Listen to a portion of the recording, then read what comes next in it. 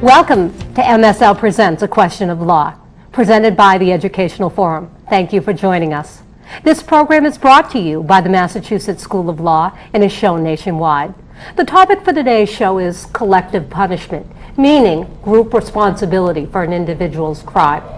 Should moral responsibility rest with a family, with a group, tribe, or a nation, or solely with the responsible individual? In other words, should we hold a group liable for the acts of its members? For example, the Pakistani army gave tribes near the Afghan border a choice: turn over the 70 men wanted for harboring al-Qaeda members, or watch the town get destroyed. This idea of group responsibility or retaliatory action for a group's failure to control the acts of others is not novel. Blood feuds have gone on since the beginning of time. An argument against collective punishment is that moral responsibility belongs to the individual, not to the family or the group. Opponents argue that the group who fails to prevent, to warn, and report the crime should be held responsible. What do you think? You know, as I see it, the important considerations are twofold: whether collective punishment is morally defensible, and does it work? Well, joining me for this discussion is Donna Berensky-Walker, Executive Director of the Rebuilding Alliance, a U.S. nonprofit organization that works with Palestinians and Israelis to rebuild demolished homes and schools. Welcome to the show. Glad to be Thanks here. for all your good work. Dr. Richard Curwin is an author and education consultant and is known internationally for his seminars and workshops. He specializes in working with very difficult children. Welcome to the show. Pleasure to be here. Thank you. And Dr. Sharon Shervin is a sports psychologist as well as a private clinical psychologist. Welcome to the show. Interesting line of work, I'm sure. Thank you. And finally is Dr. Greg Mellema, chair of the philosophy department at Calvin College. He is the author of 4 books on today's topic, including Individuals, Groups, and Shared Moral Responsibility. Welcome, delighted you could join us. Thank you. And I'm Diane Sullivan, a professor at the Massachusetts School of Law, your host for today's program. Let's begin with the history of collective punishment. Panel, welcome to the show. And I wonder if you might tell the audience a little bit about the roots of collective punishment. I mean, I remember in Bible learning about, Abraham's plea to God, talking about the evil city of Sodom, saying, in fact, are you really going to destroy the wicked along with the good people? So that's my first introduction to hearing about collective punishment. But clearly it's gone on since the beginning of time. Greg? If you go back to the Garden of Eden, Adam and Eve were disobedient. And there are a lot of people who believe in the doctrine of original sin, that we have all been tainted by their original sin, so that none of us are purely innocent. You see in the Old Testament the story of Achan. Achan was also disobedient. He took possessions, the spoils after a war, buried them under the floor of his tent. Not only was he put to death, but 90 of his family members. And that was considered, in light of the doctrine of original sin, an appropriate response. So blood feuds and retaliatory action have been with us since the beginning of time. That for sure is an accurate statement. Am I right on that? Mm-hmm. Okay. Let's even look a little bit back at the history of the United States. The Native Americans. If a trader, for example, killed a Native American, it was understood that there would be some type of retaliatory action against any trader. Am I correct about that? Yeah. So the history is that it has been with us and continues, as your point is, with us today. I agree. I think it's not just historical. It's something that we see in times of war, where villages or groups are brought to be liable for the acts of one of their members. And it has been argued that it's a fair form of war, but we're seeing very strong leanings in international law that hopefully will get us over this and let us as a human body think more wisely, perhaps. And I do want to come back later in the show to talk about a very serious topic, and that is suicide bombing and this retaliatory action against the suicide bomber's family. But before we go there, let's talk a little bit generally about whether you believe, as a general proposition, collective punishment is appropriate. Richard, your thoughts on Diane, that? you asked 2 questions. One, is it ethical? And 2, does it work? When it comes to working with children, it's not ethical and it doesn't work. Because the most important thing we can do with young children or any age child is to help them see that the consequences of their action is determined by the choices. If there's a disconnect between what you do and what happens to you, then you don't learn responsibility. You learn that life is random and it doesn't matter what you do. So the more we use collective punishment with children, the less they learn to make good choices. Interesting. Sharon? I have a thought as well about making a distinction in the examples of punishment that relates to punishment as collective responsibility or punishment being used as a motivating force, maybe even in the Pakistani example, where what might have been proposed is a change in behavior.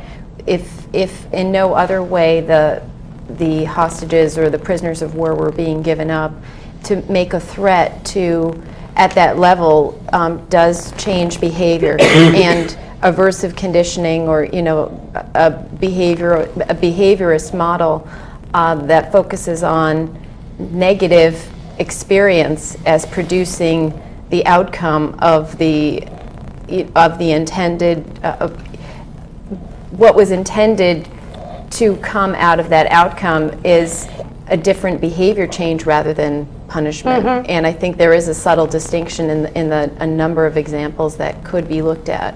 Well, let's talk specifically about the Pakistani army going to the tribal elders or leaders and saying, you tell us who are those people who are harboring Al-Qaeda, or we're going to burn your homes or blow up your homes and your whole town.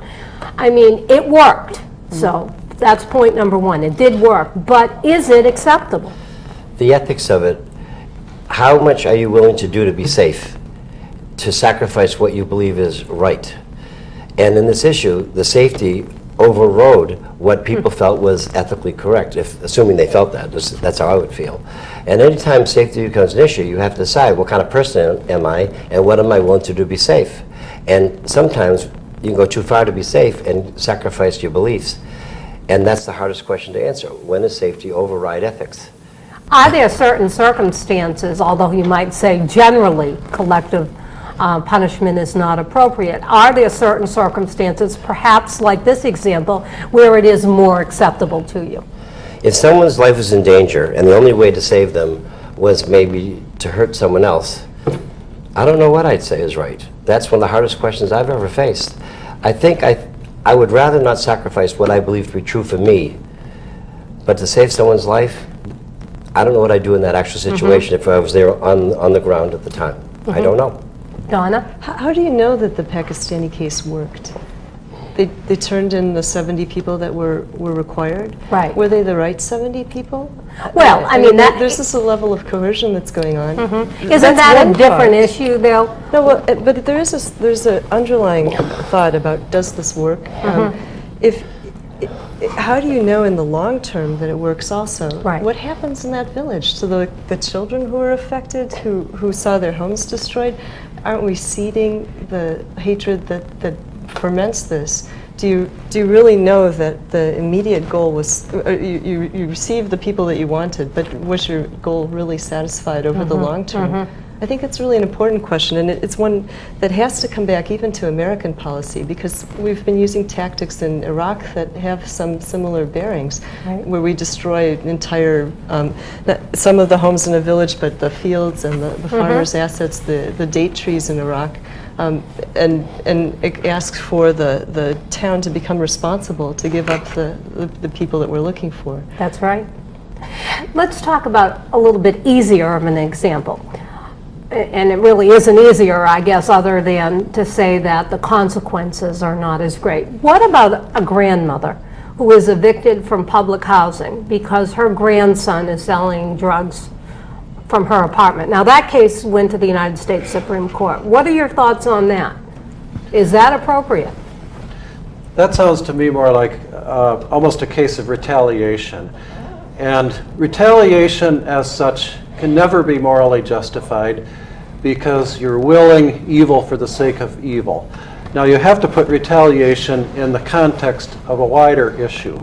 If you can use retaliation to bring about a good, then you have reached the threshold of where it is justifiable. But then the burden of the proof is on the person that wants to argue that it's justifiable. In my opinion, in this example, I'm not sure that that burden has been met. There's another point besides, there's another point, whether or not it's a deterrent for other people to do it next. A lot of times punishment is used to deter future bad behavior. And I don't think deterrents work. Deterrents only work with people who wouldn't do it anyway. And deterrents never work with those who don't care. And most difficult people don't think about deterrents. So now we're making a grandmother pay for what her grandson has done, and there's no way that any other grandmother is going to be able to affect their grandchildren, so what's the benefit? What is the benefit? Is there a benefit? Are there circumstances where retaliation or punishment for the sake of punishment is appropriate? Well, I'm not familiar with the exact details of the case, but it made me think about, did the grandmother actually have any responsibility for the behavior of her grandson who was living there or was a guest there? And if I go and rent an apartment and one of my children does something destructive, am I responsible for that, even if I'm not the one who did the criminal activity? And I think on some level there may be even some personal responsibility. How that's leveled out, what the exact details were, I don't have that information, but I could entertain the notion that the grandmother was responsible on some level. I guess in other cases, I don't know that one also, but a grandmother that I knew whose grandson had been involved with drugs very seriously was already paying a very serious price in her family just from the anguish of having to deal with the unmanageable grandson. Not that she was culpable for his actions, but the whole family was already suffering in the process, and probably took responsibility time and time again for trying to fix things after he broke them. Whether the court made them liable or not, they were already victims as much as the people around him.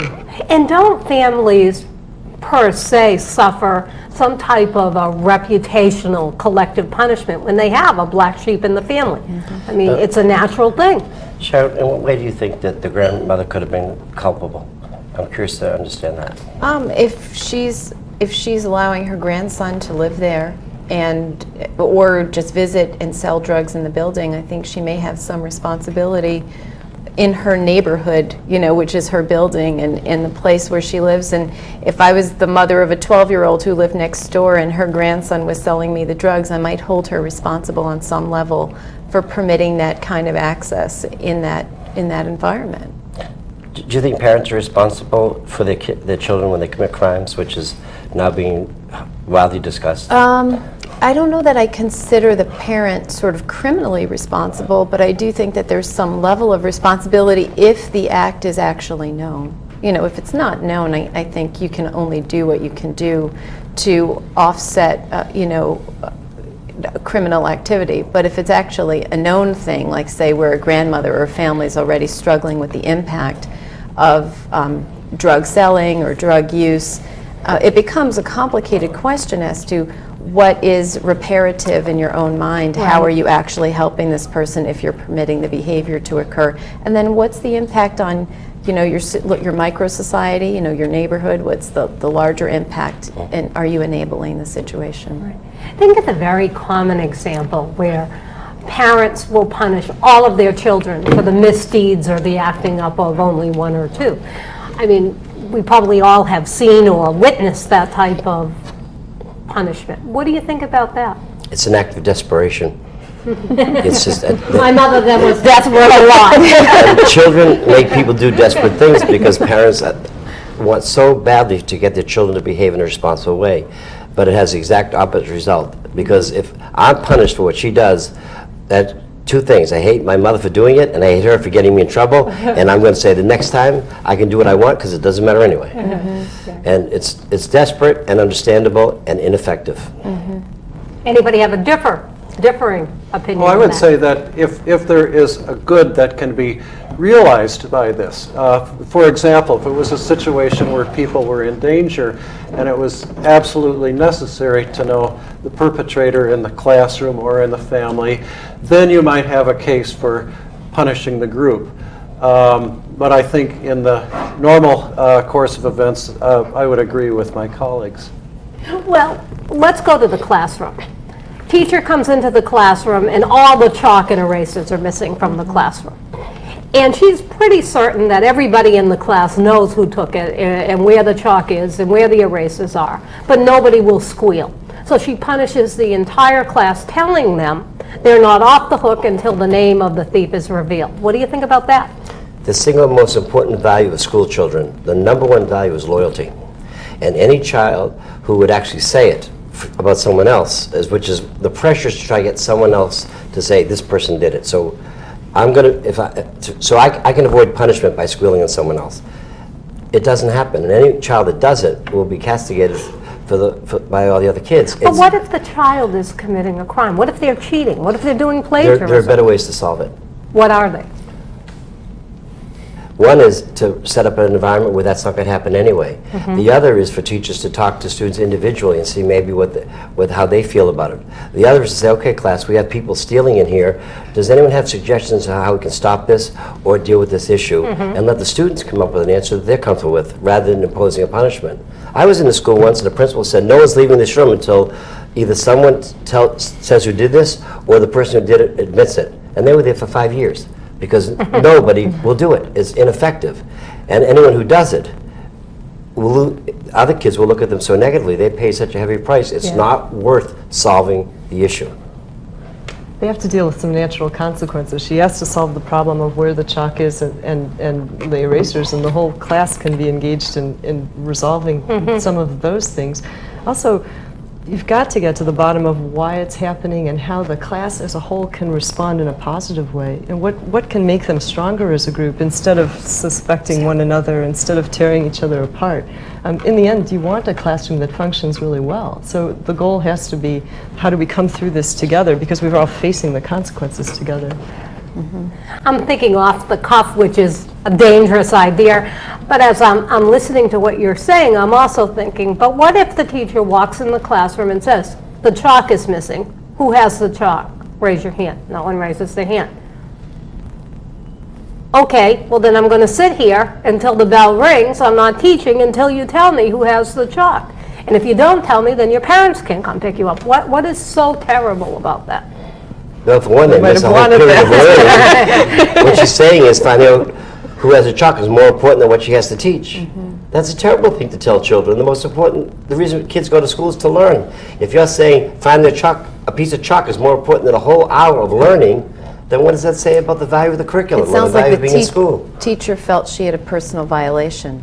You know, that the stealing or the removing her tool for teaching was, in a sense, a sort of an attack on learning.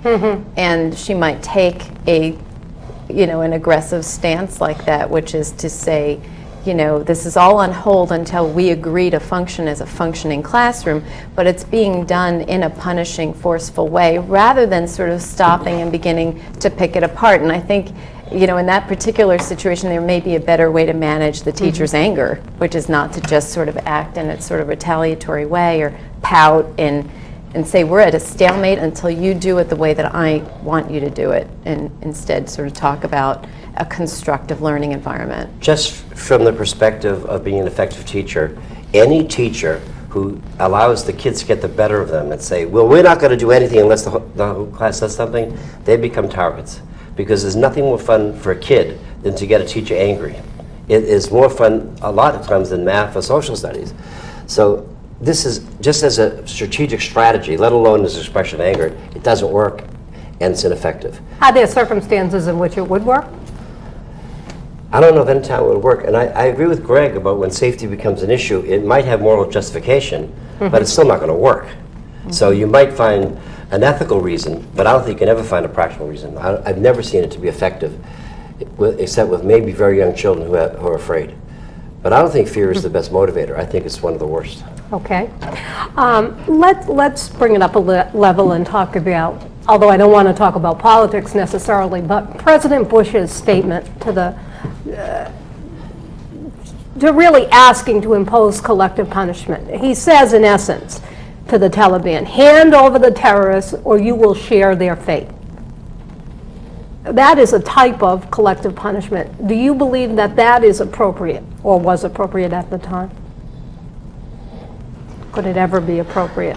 Donna. There's something really important about rule of law, and I think that has to be for terrorists as well as everyone else. That if laws are broken and people are accessories in breaking laws, then they should be going through a legal process that's a fair and open legal process with scrutiny. Without that, we have the abuses that we're seeing of Guantanamo or the other prisons. So if President Bush is advocating that people will go through a legal process, which I don't believe he is, he's very flatly saying they will be killed, then he's making us killed without a trial, killed without scrutiny? Well, he's saying turn over the people that are responsible, and if you don't, then we're coming after all of you. Really, I mean, that's my interpretation. And so in the actual implementation of that, coming after all of you means paying people to turn in their neighbors. Right. It can be some pretty ghastly things that don't necessarily mean that we find the people we're looking for. And yeah, some could make the argument, however, he's not asking them to turn over their neighbors, but terrorists. And is there a difference? I mean, some would argue that. It was a political statement meant to say a basic policy. The devil is in the details. You'll suffer the same fate. Well, what does that mean? You know, Donna, you said it exactly. Does it mean they'll go to trial? Does it mean they'll be killed? Does it mean what exactly? What does it mean? You'll suffer the same fate. That's so vague. It could mean anything. What if he were to say, which he did not, but what if he were to say, turn over the terrorists that are responsible for 9/11, or we will bomb you tomorrow? That's not vague. I think America stands for certain values. And I think to be an American stands for certain values. At some point, as Greg has said, safety makes us question whether we can hold those values and still be safe. And the whole issue of dealing with terrorism right now is, are we safe and are we still Americans? The Patriot Act has made us in some ways compromise what America stands for in the name of safety. When we reach the point where we're safe, maybe we won't be America anymore. And that's a decision we have to make collectively. What does it mean to be an American? And in my opinion is, if we give up who we are to be safe, then we're not safe and we're not Americans anyway. Greg, do you have a final comment on this before we go to break? I would say that it's a little bit easier to make a moral justification for what the first President Bush did when he said, if the leaders of Iraq don't cooperate, we will impose economic sanctions on all of the people. There you have all of the people suffering for the actions of a few. But it's not bombings, it's not loss of life, it's not anything violent, it's purely economic sanctions. And I think that morally it's easier to make that case. Clearly, I think you're right about that. I mean, I think people somehow see money, an imposition on money, as being much less than somebody's life. But in a post 9/11 world where action meets with action, I think, the second George Bush is basically making a threat. This is an eye for an eye situation. We're beyond talking about this. We're actually even beyond being reasonable human beings with one another, because we haven't been treated that way either. And I think it's actually a regression in some ways to even a lower level of functioning, to be now sort of coming out with a statement that really is at the same level. That's right. as a terrorist attack. It's counterterrorism. Sharon, when we come back from break, I'd like to talk with you a little bit about the beanball picture and what advice you have on that. So to our viewing audience, please stay tuned and we'll be right back. Thanks for joining us.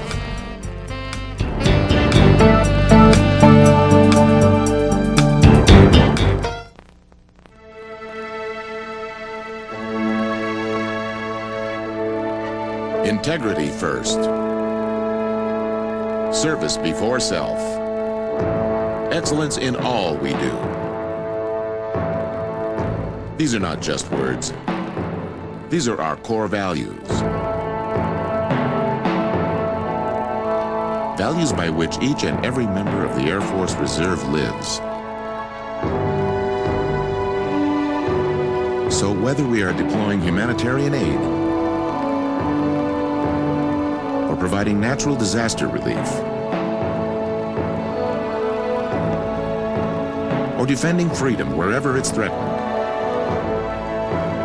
the men and women of the Air Force Reserve are there, protecting our values and serving our country. Air Force Reserve, above and beyond. There is strength in our numbers. Our call is to action, to practice what we preach. Be there to care. Our passion is compassion. We're only human, but together we're humane. Our letters stand for taking a stand, for taking the lead, for filling the need. The American Society for Prevention of Cruelty to Animals. Be part of our heart.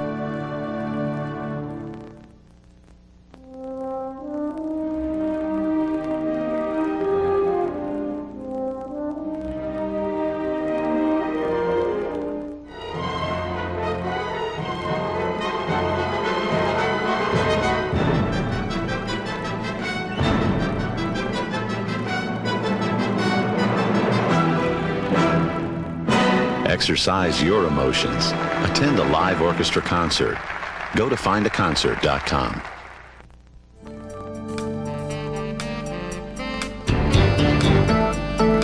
Welcome back to A Question of Law, where we're discussing collective punishment.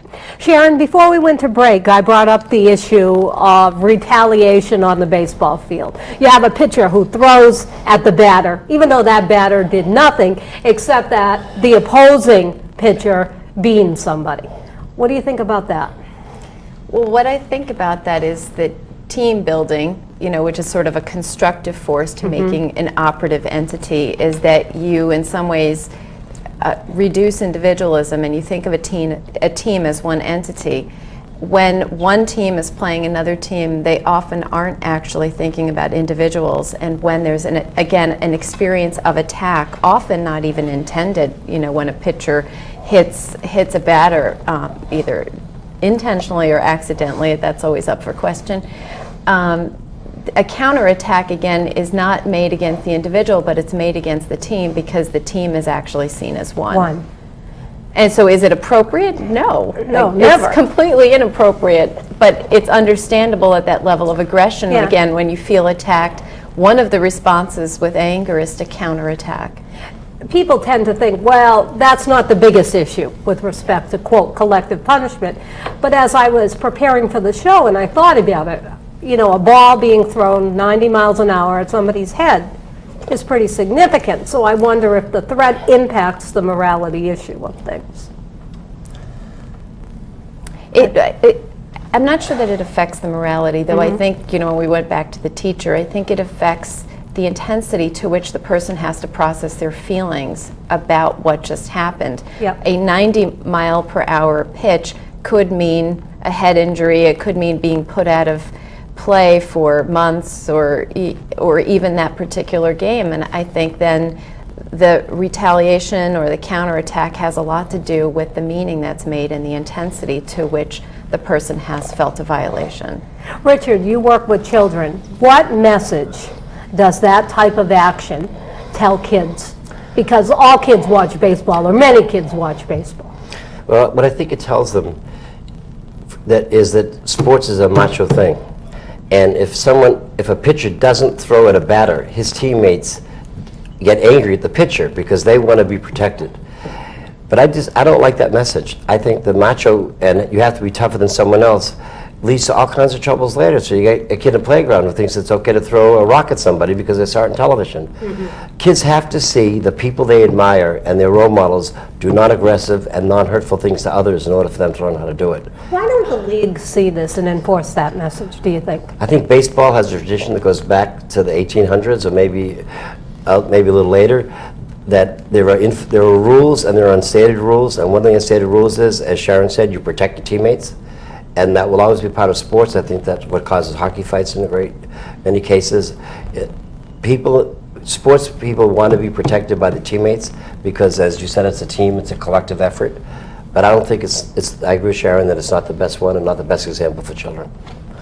Sharon, any final comments on this topic? I'm not a big baseball fan, but I do know a couple of weeks ago the Red Sox had some major physical altercation following a game or in the middle of the game, and I certainly know that everyone on Monday morning was talking about it, and I think media, when we talk about professional sports and what they'll tolerate on a moral level, has a lot to do with what sells, and aggression, unfortunately, still pulls in attention and pulls in viewers, and they don't take responsibility for the messages that it may send to developing athletes, and actually a number of people in youth sports are constantly up against addressing and struggling with the impact of those messages on developing athletes. That's right. Different topic.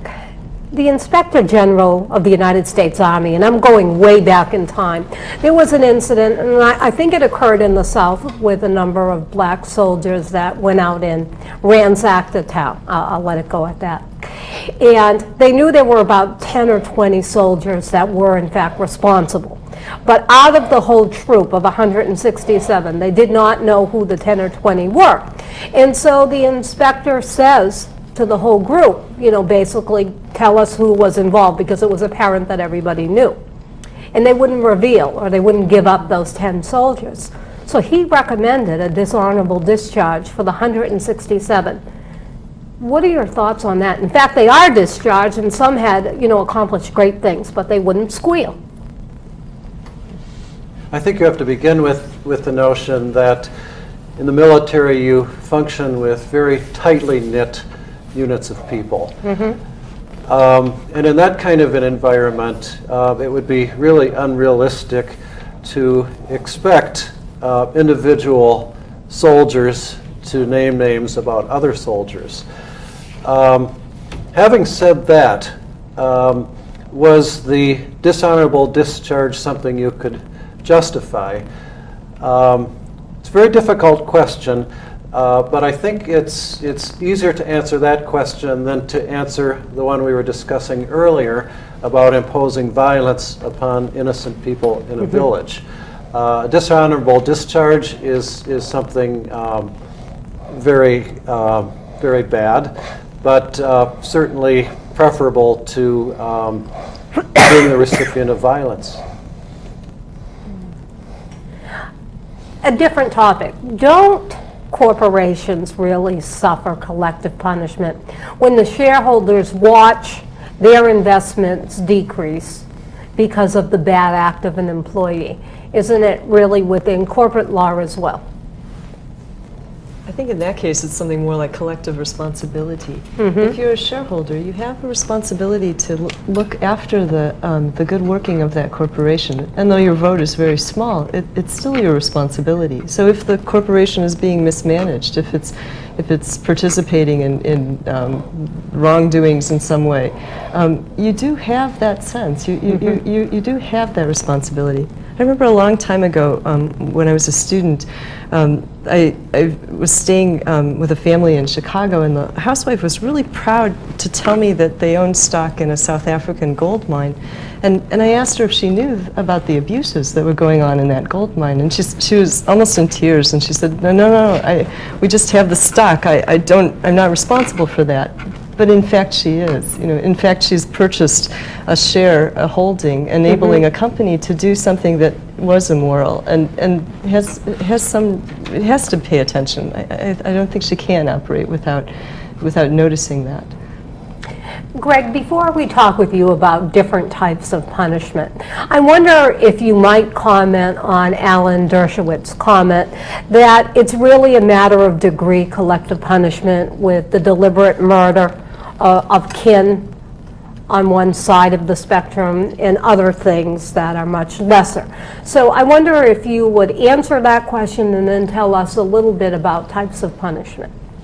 Yeah, once you begin to look at that kind of a spectrum, it's helpful to distinguish different schools of thought in punishment. We've been focusing mostly on the deterrent school of thought. Right. But there are other people that argue that we have punishment for matters of restitution or for matters of rehabilitation. or with Oliver Wendell Holmes, that the main point of punishment is to keep ordinary citizens from taking the law into their own hand.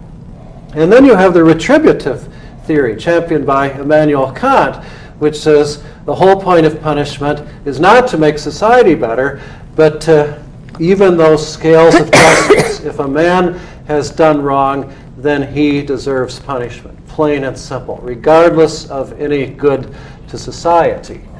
Now, it's that retributive school of thought that is the hardest to blend in with the idea of collective punishment, because there you're saying it's only the guilty that are deserving of punishment, not anybody who has not done anything wrong. And so they would be at the far end of the spectrum of Dershowitz.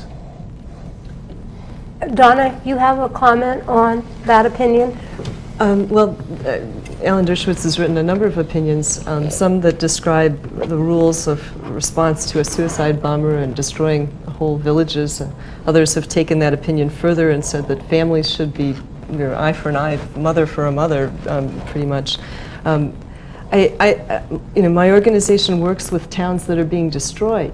And we rebuild houses there, so I'm seeing the effect of what these destructions look like. I stand in places like in Rafah, Gaza, where there have been 1,400 houses demolished, and it's like the hurricane zone. It's not a natural disaster, though; it's a man-made disaster.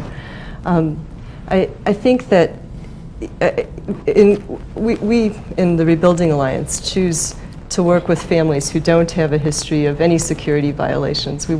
So what I've come to see is that there are so many families like that, and the level of collective punishment when there are more than 3,000 houses demolished, that's not in proportion to suicide bombings. There's something else going on. So I guess I would find that I guess I deeply question and object to the thought that whole villages should be destroyed for the acts of any one person. Okay, and we would never do that in the United States. We would never, it's not been part of our moral code. Why would we allow this in another place in the world? It's interesting, though, and you raise a good question, and I do want to talk in the final segment about suicide bombing.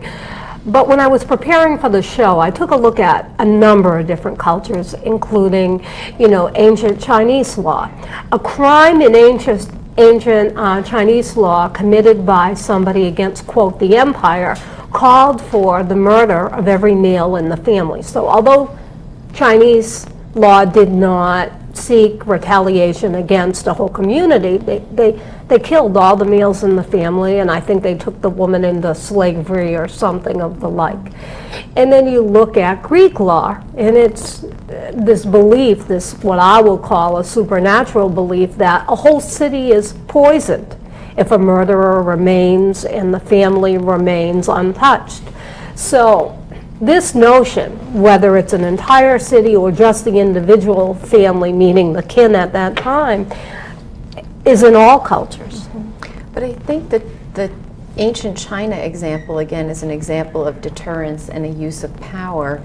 To say that every male in your family will be killed as a result of your action is to deter you from taking any action against the empire. So I think it's actually an abuse and a use of power. And one of the That's issues a fair comment, yeah. in Iraq and some of these other places where you're finding these sort of retaliatory acts is that there are people who've been powerless, who've been living with dictators and living with sort of political societies that keep them suppressed. And the notion that even, a George Bush comes in to rescue them with a kind of forceful aggression, which is for their own good, is an attempt to rescue a powerless people.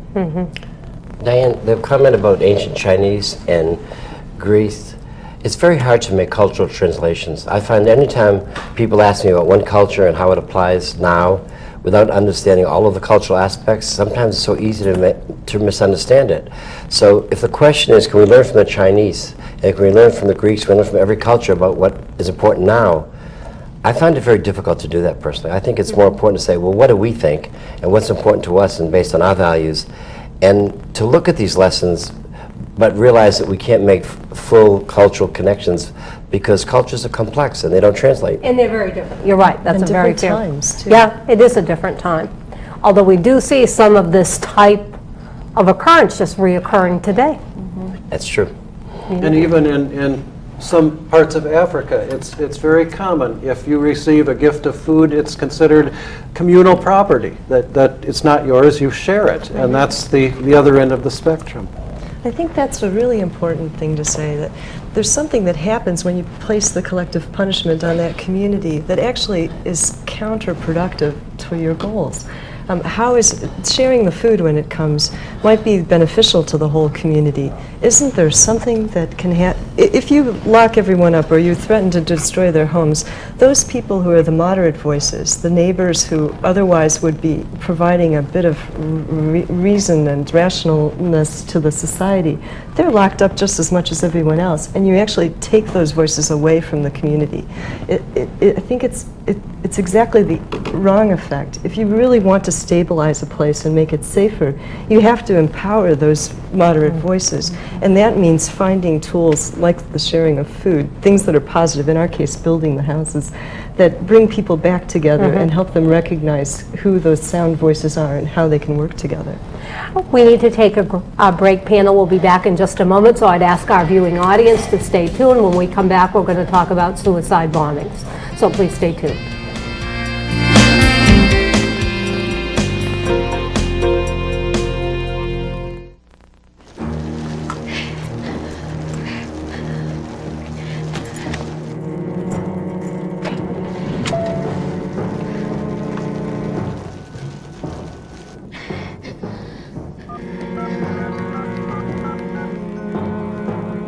Hi, Jeff. No, I'm still at the train station.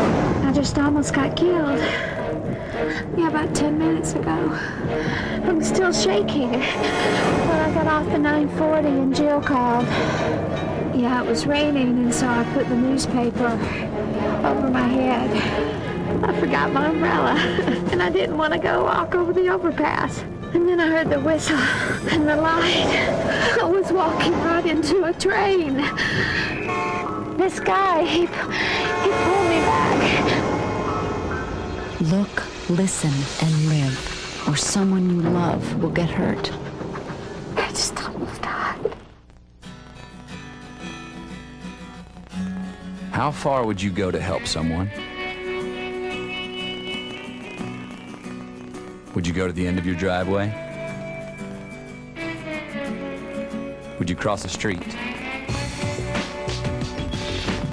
Would you cross an ocean?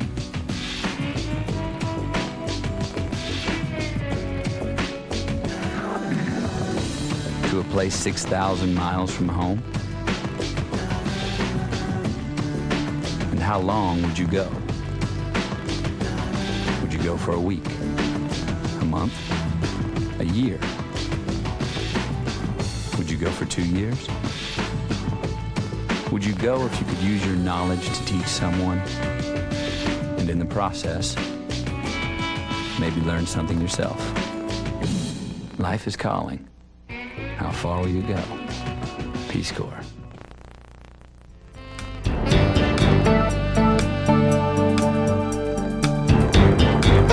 Welcome back to A Question of Law. We're discussing collective punishment, and let's look at it in the situation panel of a suicide bombing. When the action is a suicide bombing, is collective punishment appropriate as a deterrence when the stakes are this high? Let's start with you. I would say that if you're talking about retaliation in the form of killing family members of the suicide bomber, I would say it's very difficult to make the case. If you're talking about a situation in which the family of the suicide bomber has been the beneficiary of some type of gift as a result of the suicide bombing, it's maybe a little bit easier to make the case, but I would still see that it's somewhat difficult. So let me question that a little bit further. In the latter example, let's say a suicide bomber is paid $20,000 for his or her act, and the family gets that $20,000. Are you saying it might be an easier case to say collective punishment in the terms of blowing up the home would be, not killing anybody necessarily within it, might be more acceptable? If the family says, in effect, we are the beneficiaries of this money and we are supportive of the act of this family member, then yes, it's an easier case to make. What if the facts are such that, and I don't know this to be the case, but what if the facts are such that the belief is that the only deterrent for a suicide bomber is that there would be some bodily injury or death to those that the suicide bombers love in retaliation for his or her acts? Does it become more acceptable to you in that situation? Then I would want to ask, how do we really know that that's the only level of deterrence that's effective? I think it's psychological warfare, actually, because I think a number of ways that people try to understand the psychology of suicide bombers is that you actually can't appeal to them on any moral or sort of ethical plane, that there's either almost a psychotic religious conviction or a religious sort of fundamentalism that releases them from any responsibility in the ways that we understand responsibility. So we are left on one level in a sort of cross-cultural conundrum because we cannot break through on a psychological plane. And the use of threatening family members is really psychological warfare. At what point and at what level can we break down a suicide bomber so that we can deter the behavior? And I can't personally say that that would make me feel comfortable if I was the one pulling the trigger on the family member, but I do understand it as a motivation tactic to break down an individual whose belief system is so reinforced and intact that it produces these horrible outcomes, and they feel no personal responsibility for that. Do you think there's any possibility that it is in fact a deterrence, that the suicide bomber still may have such a strong love for his or her mother or father or sister or brother that it might be a preventative? I don't think so. Don't know. Diane, I don't think so either, because I've spent a great deal of time in Israel. I have family in Israel, and I've actually seen textbooks coming from Hamas schools, that's first grade books that say things like, in Arabic, see John run, kill a Jew. So these kids learn to be suicide bombers at a very young age, and by the time they do it, they cannot think of anything but the glory of what they're doing. I think the better way to handle this, rather than collective punishment, is deterrence. I think the security fence is a lot better than destroying homes, because the security fence stops killing without doing almost no harm at all. But the real answer is to get the other Arab countries to condemn bombings. We've yet to hear Syria, Saudi Arabia, any of these people say Israel should be safe. When the collective goodwill of other Arab countries as brought to bear on suicide bombers, I think that's going to be the ultimate solution, when it's just considered wrong by all the people in the area. Donna, you live with this. Well, yes and no. I mean, we're not rebuilding the homes of suicide bombers. It's not part of our policy. And what we're looking at is thousands of houses demolished, and it's nothing to do with suicide bombers. But I do come into contact with it in some ways, because there are one or two houses in each village that are either cemented, so that they're closed, or they're blown up entirely. And I guess I have to ask, did it work? Does it work? Is it effective? And it doesn't seem effective at all. If it worked, you wouldn't see any more suicide bombers.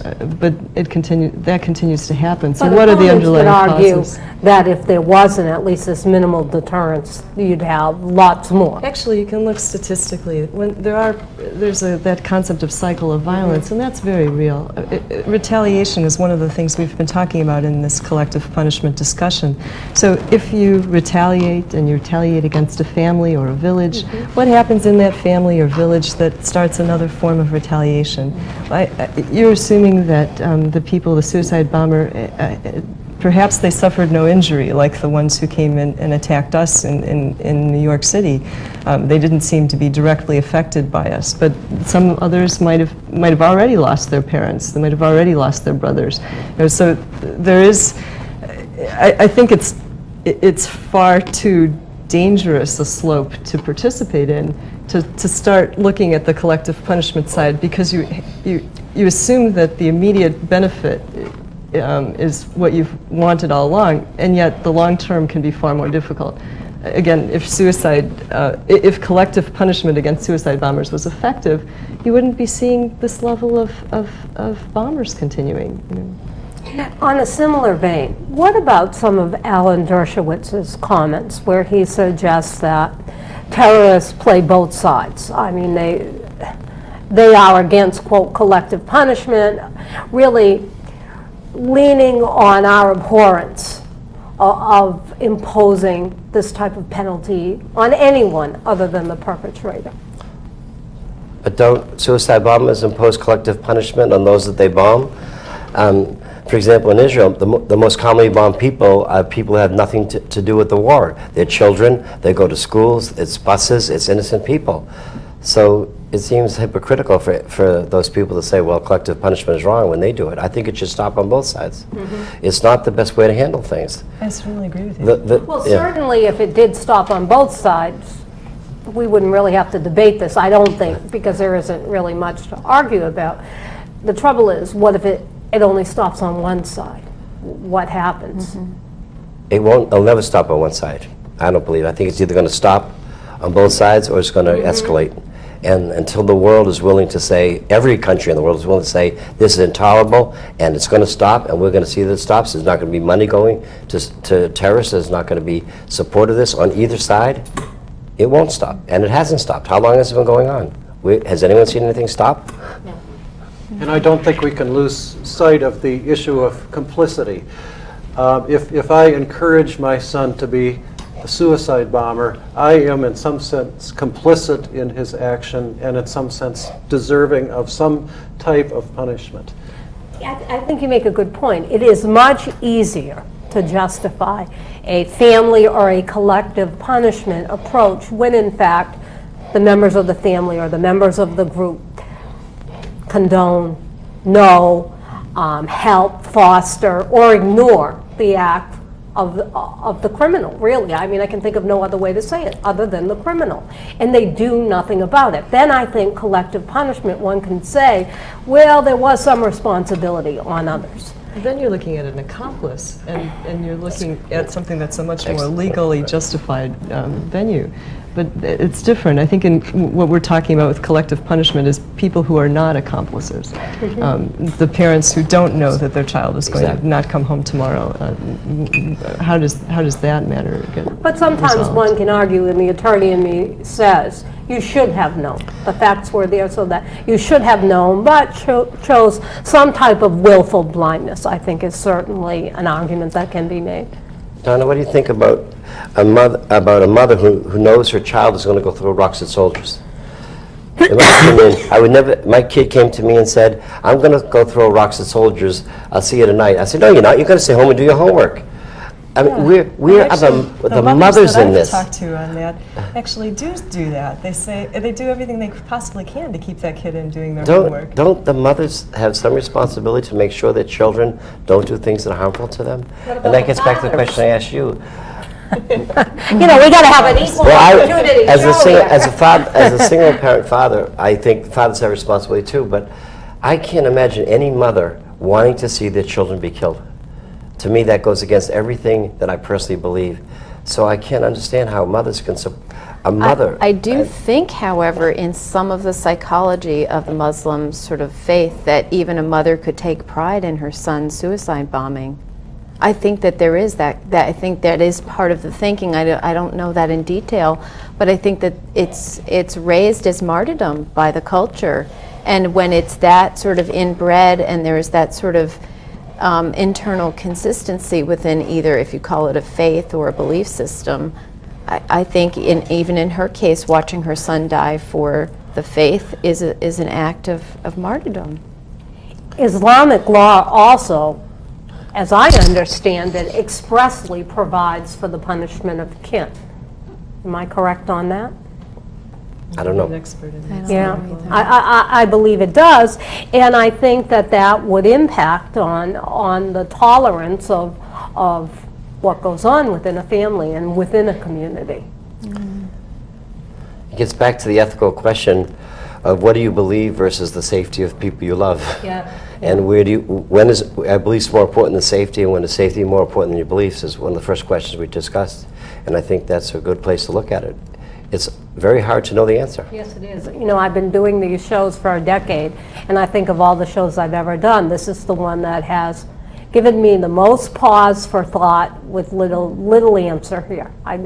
You know, at the end of the day, I think I just don't know what I think. You know, what's the best way to proceed? Because we're wrapping in on the hour. Richard, you asked to talk about No Child Left Behind. So I have no idea what you're up to, but the floor is yours. I just want to say No Child Left Behind is a collective punishment against teachers. And first of all, it doesn't work. Well, you could say it works because No Child Left Behind stops every child from going forward, so you can't leave anyone behind.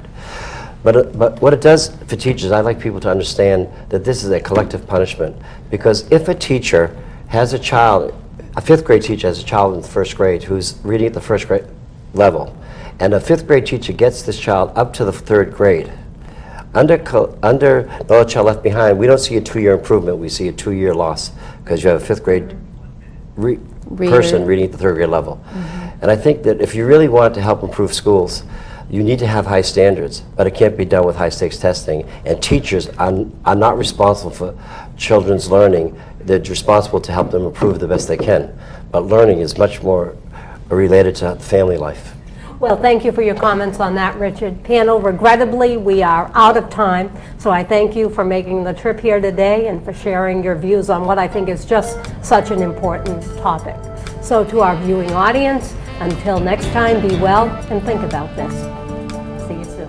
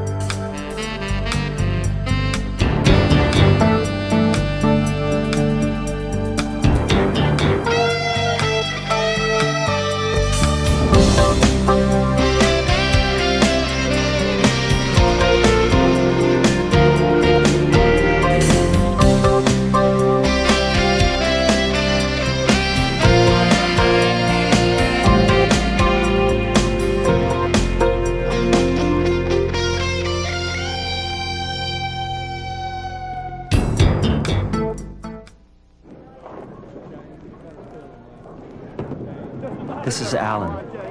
He has cancer. This is Sarah.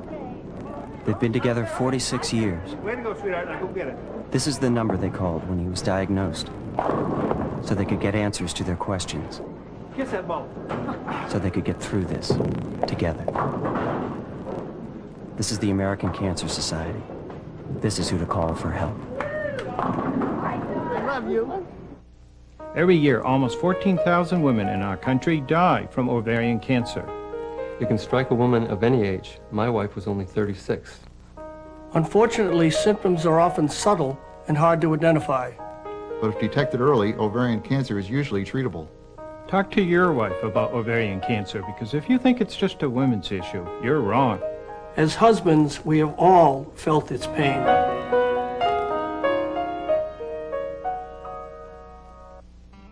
Chronic pain is one of America's most urgent and ignored health issues. Each year we spend millions of dollars on medical research for painful diseases and conditions, but while we wait for cures, people are still suffering.